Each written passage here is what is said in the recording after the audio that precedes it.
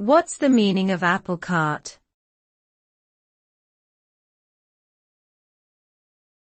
Apple cart.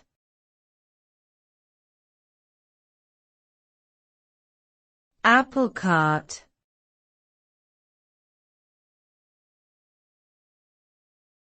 Apple cart.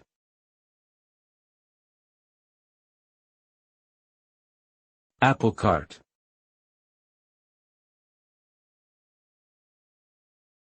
The phrase, apple cart, refers to a situation or plan that has been disrupted or upset, causing chaos or confusion. The origins of the phrase can be traced back to the practice of street vendors selling apples from carts, which could easily be tipped over, causing all the apples to spill onto the ground.